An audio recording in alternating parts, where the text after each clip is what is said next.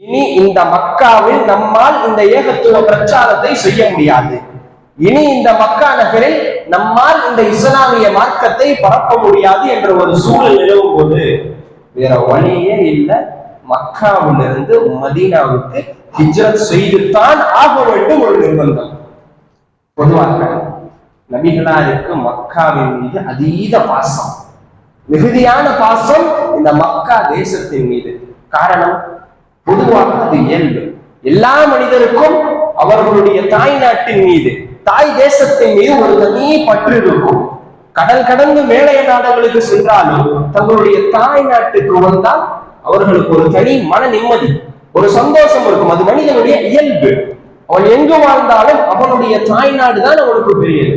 அதே போன்றுதான் நபி ஸல்லல்லாஹு அலைஹி வஸல்லம் அவர்களுக்கு இந்த மக்கா அவனுடைய தேசம் மிகவும் ஒரு சந்தோஷத்தை, மகிழ்ச்சியை கொடுக்கக்கூடிய ஒரு நாடாக இருந்தது. அந்த மக்காவில் இருந்து இப்பொழுது வெளியேற வேண்டிய ஒரு நிர்பந்தம்.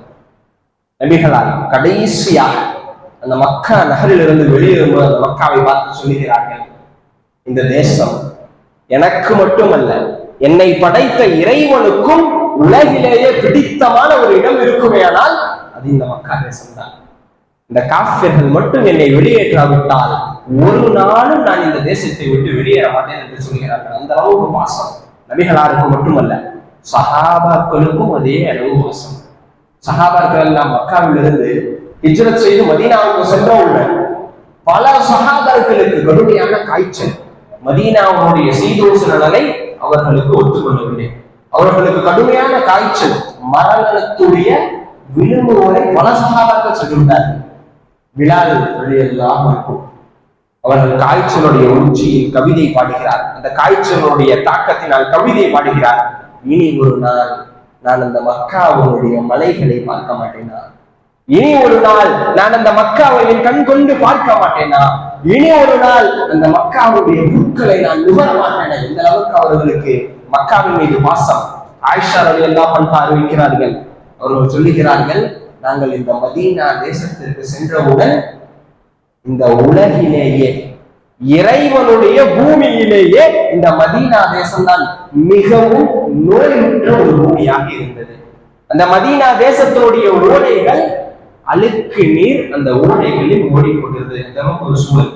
அவர்களுடைய தாய் நாட்டில் இருந்து அடித்து விரட்டப்படுகிறார்கள். வேற வழியே இல்லை, அந்த நாட்டில் நம்ம வாழ முடியாது என்ற ஒரு சூழல். செல்லற போகிற ஊராச்சு நல்லா இருக்கா? அந்த ஊர் நோயாளிகளுடைய ஊராக, மிகவும் அசுத்தமான ஊராக. எவ்வளவு கஷ்டமா இருக்கும். நம்முடைய நிலைமை அன்னைக்கு சிந்திச்சு பாருங்க. அந்த இடத்துல சில ஆண்டுகளுக்கு முன்பாக இந்த பாசிச அரசால் இயற்றப்பட்ட சட்டம் CAA, NRC போன்ற சட்டங்கள், நம்முடைய வீடுகளில் இருக்கும் பெண்கள் வீதியில் இறங்கி போராட வைத்த போராட்டம். எந்த அளவுக்கு ஒரு எதிர்ப்பை தெரிவித்தோம். ஏன், என்ன காரணம்? நம்முடைய குடியுரிமை பறிக்கப்படுகிறது. இந்த தேசத்தில் இருக்கும் நம்முடைய உரிமை, இந்த மண்ணின் மைந்தர்கள் நான் நம்முடைய உரிமை பறிக்கப்படுகின்றது என்று சொன்னதன் காரணத்தினால் நாம் அந்த அளவுக்கு போராடுகிறோம். நம்மோடு பல மாற்று மத அன்பர்கள் போராடினார்கள். பெரும்பாலானவர்கள் நம்மோடு தோல் இருக்கவில்லை என்றாலும் அதிகமானவர் என்றார்கள். ஆனால் நபிகளாருக்கு அப்படி ஒரு சூழல் இல்லை. அன்று இஸ்லாத்தை அதிகமானவர் ஏற்கவில்லை. குறைவான நபர்கள் தான் அன்று முஸ்லிம்களாக இருந்தார்கள். பெரிய சக்தி அன்று இஸ்லாமிய மார்க்கத்துக்கு கிடைக்கவில்லை.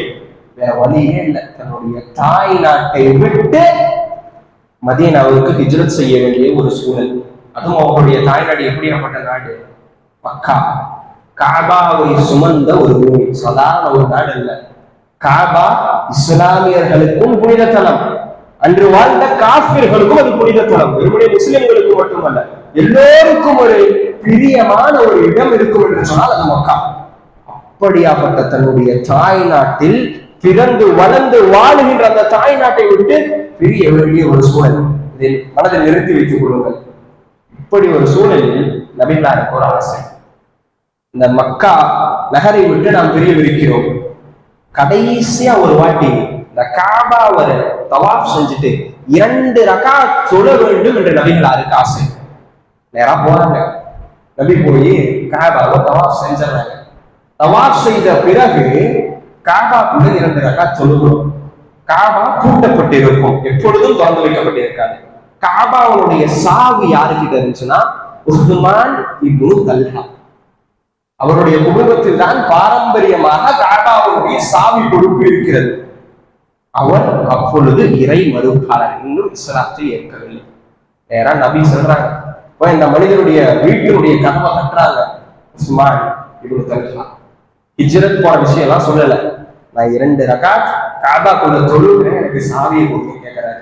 அவர் அப்பொழுது ஒரு இறை மறுப்பாளர், சாவியை கொடுக்க மாட்டேன், அப்படியெல்லாம் கொடுக்க முடியாது, கொடுக்கும் அளவுக்கு நீங்க தகுதியானவங்க இல்லைன்னு மிக ஏளனமாக தன்னுடைய சொந்த நாடு காபா, தன்னுடைய சொந்த நாடு மக்கா, காபாவில் 2 ரகாத் தொழ வேண்டும் என்று நபி ஆசைப்படுகிறார். உஸ்மான் இப்னு தல்ஹா மறுக்கிறார். நபி சொல்றாங்க, ஒரு நாள் வரும், அந்த நாளில் நீங்கள் இருக்கும் அந்த இடத்தில் நான் இருப்பேன், அந்த சாவி என்னுடைய கையில் இருக்கும், அப்பொழுது நான் விரும்பிய இடத்தில் அந்த சாவியை வைப்பேன். உஸ்மான் இப்னு தல்ஹா சொல்றாங்க, அப்படி என்றால் நாங்கள்லாம் குறைஷிகள் எல்லாம் அப்ப அழிந்துருவோமா, குறைஷிகள் எல்லாம் செத்துருவோமான்னு கேட்கறாங்க. நபி சொல்றாங்க, இல்லை, அந்த நாளிலும் குறைஷிகள் கண்ணியப்படுத்தப்படுவார்கள் சொல்லிட்டு போயாங்க. சில வருஷம் ஏறத்தாழ 50 ஆண்டு காலம் வாழ்ந்த தன்னுடைய சொந்த நாட்டில் இருக்கும் காபாவில் 2 ரகாத் தொழ முடியாம சொந்த நாட்டை விட்டு போயிடுறாங்க. காலம் எப்படி மாறுகிறது, அல்லாஹ் சூழலை நேர்மாற்றமாக மாற்றுகிறான். இப்பொழுது நாம் ரமலானில் 1447ஆம் ஆண்டு இருக்கிறோம். இதே போன்ற ஒரு ரமலானில் 1447ஆம் ஆண்டு நாம் இருக்கிறோம். இதே போன்ற ஒரு ரமலானில் ஹிஜ்ரி 8 போது ஃபதஹ் மக்கா, மக்கா வெற்றி கொள்ளப்படுகிறது. சூழல் எப்படி தலைகீழாக மாறுகிறது சிந்தித்து பாருங்க. 2 ரகாத் தொழ முடியாமல் சென்ற நபி 8 வருடங்கள் கழித்து மக்காவுக்கு வருகிறார்கள். எவ்வளவு ஒரு சூழல் பாருங்கள். இந்த மக்காவுக்கு வரும்போது சுமார் 10,000 வீரர்களோடு மக்காவை நோக்கி நபி புறப்படுகிறார் மதீனாவில் இருந்து. நாளை மறுநாள் ஃபதஹ் மக்கா, மக்காவிற்குள் நுழைவிருக்கிறார். முந்தைய தினம் இரவு மக்காவிற்கு வெளியே 10,000 நெருப்பு குண்டங்களை ஏந்தியவர்களாக, 10,000 நெருப்பு குண்டங்களை மூட்டியவர்களாக சஹாபாக்கள் வெளியே அமர்ந்திருக்கிறார்கள். அபூ சுஃபியான் யார்? இஸ்லாத்தின் எதிரி. மக்காவினுடைய தலைவன் பார்க்கிறான், சுமார் 10,000 நெருப்பு குண்டங்கள். இவர்கள் நாளை மக்காவிற்கு நுழைந்தால் நம்மை காப்பாற்றுவதற்கு யாரும் இல்லை, இஸ்லாமிய மார்க்கத்தை எதிர்ப்பதற்கு யாரும் இல்லை. அப்படியாப்பட்ட ஒரு சூழல். நபியை பார்க்க அப்ப வராங்க. எதுக்கு? உயிர் பிச்சை கேட்பதற்கு. அந்த கூடாரத்துக்குள் அந்த 10,000 நெருப்பு குண்டங்களுக்கு மத்தியில் அபூ சுஃபியான் வருகிறான். அப்பொழுது உமர் ரலி அபூ சுஃபியானை பார்த்தாங்க. இஸ்லாத்தின் எதிரியே, இப்பொழுதே நான் சென்று நபியிடம் அனுமதி கேட்பேன், நபி அனுமதித்தால் உன்னுடைய தலையை சீவி விடுவேன். எப்படி சூழல் மாறுகிறது, இஸ்லாமியர்களுக்கு எந்த அளவுக்கு வலிமை வருகிறது. உமர் ரலி ஓடுறாங்க நபியை பார்க்க, நபியிட்ட அனுமதி கேட்க. எதுக்கு? அபூ சுஃபியான கொள்றதுக்கு. அபூ சுஃபியான நபியை நோக்கி விரைகிறான். எதுக்கு? உயிர் பிச்சை கேட்கறது. எங்க உமர் ரலி முன்னாடியே போய் பர்மிஷன் கேட்டான்னா அபூ சுஃபியான கொண்டுருவாங்கல்ல. அதனால அபூ சுஃபியான் ஓடுறான். எப்படி அல்லாஹ் சூழலை மாட்டுகிறான், இஸ்லாமியர்களுக்கு எந்த அளவுக்கு ஒரு வளமை கொடுக்கிறான். வருவான் ஃபதஹ் மக்கா. சுமார் 8 வருட காலம் கழித்து தன்னுடைய தாய் நாட்டிற்கு அத்துணை சஹாபாக்களும் விரட்டி அடிக்கப்பட்டவர்கள், அத்துணை சஹாபாக்களும் வருகிறார்கள். இந்த அளவுக்கு ஒரு சூழல். மக்காவில் அன்றைய தினம் இஸ்லாமியர்களை எதிர்ப்பதற்கு யாருமே இல்லை. மக்காவுக்குள்ள வராங்க. வந்து காபாவுடைய சாவி யாரு? உஸ்மான் இப்னு தல்ஹா. நபிக்கு 2 ரகாத் தொழுவதற்கு காபாவுடைய சாவியை கொடுக்க மறுத்தாரா இல்லைங்களா? அந்த உஸ்மான் இப்னு தல்ஹாட்ட போய் சாவியை கேட்கிறாங்க. அலி ரெடி அவர் கொடுத்துறாரு. சாவியை கொடுத்ததுக்கு அப்புறம் அந்த சாவியை வாங்கிட்டு வந்து காபாவை தொடர்ந்து உள்ள போய் சிலைகளெல்லாம் உடைச்சு ரொம்ப நேரம் தொழுகிறாங்க. அதுக்கப்புறம் வெளியே வந்துட்டு அலி ரலிக்கு ஒரு ஆசை. அலி ரலியும் அப்பாஸ் ரலி நபியுடைய சாச்சா, நபியுடைய குடும்பம். அவர் அலி ரலியும் அப்பாஸ் ரலியும் பேசுறாங்க, இந்த காபாவுடைய சாவி பொறுப்பு நம்மள்கிட்ட தான் எப்படி இருக்கும்? காபாவுக்கு ஹாஜிகள் வருவாங்களா இல்லைங்களா? ஹஜ்ஜுக்கு அவங்களுக்கு நீர் புகட்டுற பொறுப்பு இந்த நபியுடைய குடும்பத்துலதான் இருக்கு. அப்பாஸ் அலி அவங்க குடும்பத்துலதான் இருக்கு. எப்படி அந்த பொறுப்பு நம்மகிட்ட இருக்கோ அதே மாதிரி இந்த காபாவுடைய சாவியை நிர்வகிக்கும் பொறுப்பு நம்மிடத்தில் இருந்தால் எவ்வளவு நல்லா இருக்கும்னு பேசிட்டு நபி அந்த நேரத்தில் வந்துடுறாங்க. நபிகிட்ட போய் நேரம் அலி கேட்கிறாங்க, யார சொல்லலாம் இந்த காபாவிற்கு வரக்கூடிய ஹாஜிகளுக்கு நீர் புகட்டும் பொறுப்பு எப்படி நம்ம இடத்தில் இருக்கிறதோ அதே போன்று இந்த காபாவுடைய சாவி பொறுப்பு நம்மள்கிட்ட எவ்வளவு நல்லா இருக்கும் ஆசையா கேட்கிறாங்க. அந்த கணம் நபிக்கும் அதே ஆசை வருகிறது, இந்த காபாவுடைய சாவி பொறுப்பை நாம் வைத்தால் எப்படி இருக்கும். அந்த நேரத்தில் அல்லாஹ் இந்த வசனத்தை இறக்குகிறான். 4வது அத்தியாயத்தில் 58வது வசனம், இன்னல்லாஹ யஅமுருக்கும் அன் துவத்துல் அமானாத்தி இலா அஹ்லிஹா. உங்களிடத்தில் நம்பி ஒப்படைக்கப்பட்ட ஒரு பொருளை அந்த மனிதர்களிடத்தில், அந்த பொருளுக்கு உரியவர்களிடத்தில் நீங்கள் ஒப்படைத்து விடுங்கள். எவ்வளவு பெரிய ஒரு உபதேசம். உஸ்மான் இப்னு தல்ஹா நபிகளாரை நம்பி அந்த காபாவுடைய சாவியை கொடுத்திருக்கிறார். காபாவுடைய சாவி கேட்கப்படும் பொழுது அவர் நினைத்திருந்தால் அதை உடைத்திருக்கலாம், அவர் நினைத்திருந்தால் அதை தொலைத்திருக்கலாம். இத்துணை ஆண்டு காலம் தன்னிடத்தில் இருக்கக்கூடிய அந்த பொறுப்பு நபிகளாருக்கு கொடுக்கிறார். நபிகளார் இந்த வசனம் இறங்கியவுடன் அலிரலிட்ட சொல்லி, நீங்க அந்த சாவியை உஸ்மான் கொடுத்துருங்க, உஸ்மான் இப்னு தல்ஹாட்ட அந்த சாவியை கொடுத்துருங்க. நேரா போய் அலிரலி உஸ்மான் இப்னு தல்ஹாட்ட அந்த சாவியை கொடுக்குறாங்க. இவ்வளவு ஆச்சரியமா இருக்கு. உஸ்மான் இப்னு தல்ஹா கேட்கிறாங்க, நீங்க இப்பொழுது இந்த நாட்டினுடைய தலைவர், எந்த சாவியை கொடுக்குறீங்க? நேரா ரசூலா வந்து பாக்குறாங்க. ரசூலா உஸ்மான் இப்னு தல்ஹாட்ட சொல்றாங்க, உஸ்மான் இப்னு தல்ஹா இந்த சாவியை நீங்களே வச்சிருங்க, அந்த சாவி நீங்களே வச்சிருங்க, என்றென்றும் அந்த சாவி உங்களிடத்திலே இருக்கட்டும். உங்களிடத்திலிருந்து ஒரு அநியாயக்காரனை தவிர வேறு யாரும் அந்த சாவியை விடுங்க முடியாது.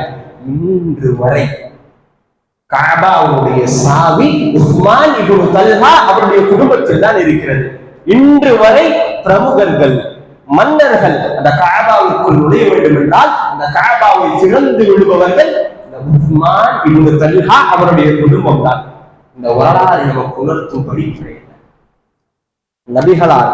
நபிகளாருக்கு இறக்கப்பட்ட அந்த வசனம், அந்த ஒரு வசனம் இன்று வரை அந்த அமானிதத்தை நம்முடைய தலையில் தூக்கி இஸ்லாமிய உம்மத் பாதுகாக்கிறது. உஸ்மான் இப்னு தல்ஹாவிடத்தில் தான் சாவி இருக்கிறது. நாம் நம்முடைய வாழ்வில் நம்மை நம்பி நம்மிடம் ஒப்படைக்கப்பட்ட பொருளை அதற்குரிய ஒரு இடத்தில் சேர்க்கிறோமா? நம்மை நம்பி நம்மிடத்தில் கொடுக்கப்பட்ட பொருளாதாரத்தை அந்த உரிய ஒரு இடத்தில் சேர்க்கிறோமா? நமக்கு எத்துணை நட்டங்கள் வந்தாலும் அது இல்ல விஷயம். நாம் எவ்வளவு சூழல், கெட்ட சூழலில், மோசமான சூழலில் நம்முடைய உயிரே புறகும் ஒரு நிலைமை வந்தாலும் நம்மிடத்தில் கொடுக்கப்பட்ட அமானிதங்களை அந்த அமானத்துக்கு உரியவர்களிடத்தில் கொடுக்க வேண்டும். அப்படித்தான் இஸ்லாமிய மார்க்கம் கூறுகிறது. நம்ம அதிகமானவர் சற்று திறந்த அதோடு சிந்தித்து பாருங்க. ஒரு கம்பெனியில் பொறுப்பாளராக அமர்த்தப்பட்டிருப்போம். அந்த கம்பெனியில் சர்வசாதாரணமாக கணக்குகளை மாற்றி எழுதுவோம். கம்பெனியுடைய வாகனங்களில் 200 ரூபாய்க்கு பெட்ரோல் போட்டு 400 ரூபாய் எழுதுறது நமக்கு சர்வசாதாரணமாக இருக்கும். 200 ரூபாய் தானே. ஆனால் ஒன்றை நன்றாக உணர்ந்து கொள்ளுங்கள், அந்த 200 ரூபாயில் நாம் நம்முடைய ஈமானை அடகு வைத்து விட்டோம். அந்த 200 ரூபாயில் நாம் நம்முடைய ஈமானை விட்டுவிட்டோம். முனாஃபிக்காக, நயவஞ்சகனாக மாறிவிட்டோம். நாம் சகோதரர்களே 200 ரூபாய் நயவஞ்சகனாக மாறிவிட்டோம். காரணம் அல்லாஹ் ரப்பல் ஆலமீன் சொல்கிறான், லா ஈமானன் லிமன் லா அமானத லஹு. எவரிடத்தில் அமானிதத்தை பேணுகின்ற குணம் இல்லையோ அவரிடத்தில் ஈமான் இல்லை. அவர் தொழுது பயன் இல்லை, அவர் நோன்பு நோற்று பயன் இல்லை, அவர் எத்துணை தர்மங்களை செய்தாலும் எத்துணை அமல்களை செய்தாலும் எந்த பயனும் இல்லை. அவரிடத்தில் ஈமான் இல்லை. காரணம் அமானிதத்தை பேணுகின்ற குணம் அவரிடத்தில் இல்லை. நபிகளார் சொல்கிறார்கள், ஆயத்துல் முனாஃபிக் வ இதா அவுதுமின ஃபான. அமானிதங்களை பேணாதவர் அந்த குணம் நயவஞ்சகத்துடைய அடையாளம். கண்ணியத்தில் குறித்தான் அல்லாஹ் அடியார்களே, நாம் மோசடி செய்த அந்த பணம் 1 ரூபாயா 1 கோடியா அதை அல்லாஹ் பார்க்க மாட்டான். அந்த பொருளுடைய தரத்தை அல்லாஹ் பார்க்க மாட்டான். அந்த எண்ணம், பிறரை ஏமாற்றுகிறோமா, அந்த எண்ணம், அந்த அமானிதம் என்ற குணம், அதைத்தான் இறைவன் பார்ப்பான். கண்ணியத்தில் குறித்தான் அல்லாஹ் அடியார்களே, அமானிதங்களை பேணுகின்ற குணத்தோடு நாம் வாழ வேண்டும் என்று பிரார்த்தனை செய்தவனாக என்னுடைய உரையை நிறைவு செய்கிறேன். வாஹிர் தவானா அல்ஹம்துலில்லாஹி ரப்பில் ஆலமீன். அஸ்ஸலாமு அலைக்கும் வரஹ்மத்துல்லாஹி வபரகாத்துஹு.